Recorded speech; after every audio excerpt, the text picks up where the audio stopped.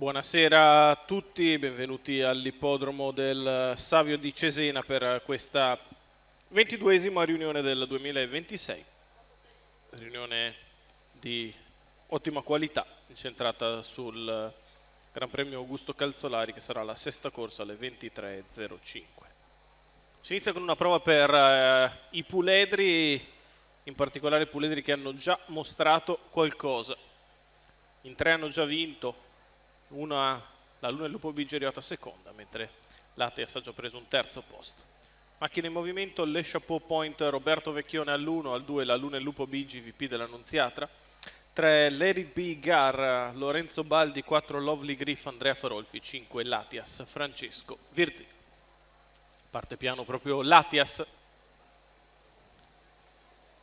Sono partiti con lotta per il comando, Le Chapeau Point lungo lo steccato, tiene la posizione interna dal tentativo della Luna e il Lupo Bigi, poi Let It Be Gar che cerca di parcheggiarsi in corda e all'esterno di tutti punta in avanti Lovely Griff. 200 metri iniziali in 14:09 con Lovely Griff che viene con decisione in mezzo alla pista a chiedere strada a Le Chapeau Point. Ottiene il via libera dal compagno di allenamento e così dopo 400 metri in 32 Lovely Griff è al comando, Le Chapeau Point in seconda posizione, in terza c'è Let It Be Gar che precede l'Atias, alla retroguardia la Luna e il Lupo Bigi. 600 metri passati in 45,6 dalla battistrada Lovely Griff che ha già guadagnato 3-4 salchi di vantaggio nei confronti di Le Chapeau Point che segue secondo. Andrea Farolfi riprende ora in mano sotto alle tribune, rallenta un po', una frazione comoda qui sotto, 31 per il secondo quarto di gara. Lovely Griff prosegue in vantaggio, Le Chapeau Point alle sue spalle, Let It Be Gar in terza posizione, poi l'Atias e la Luna e il Lupo Bigi. Ha mosso all'esterno Lorenzo Baldi dalla terza posizione con Let It Be Gar che dopo un chilometro in 1:17,6 inizia ad avanzare.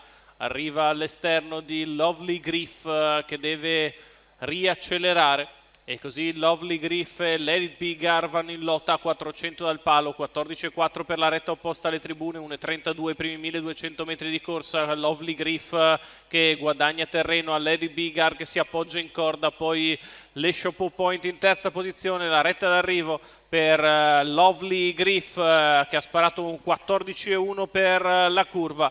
Lovely Griff che viene a vincere in maniera semplicissima, 2-2 per Lovely Griff, secondo Le Chapeau Point, viene a battere Let It Be Gar, 28,5 la chiusa, 1,15,4 il ragguaglio, ma già misure decisamente importanti per Lovely Griff, la figlia di Nadal Sheba e Butterfly Griff, allenata da Walter Zanetti, di proprietà dell'allevamento Il Grifone, e interpretata da Andrea Farolfi che vince la sua seconda corsa in carriera, 2-2 per lei, sicura protagonista di questa stagione dei 2 anni.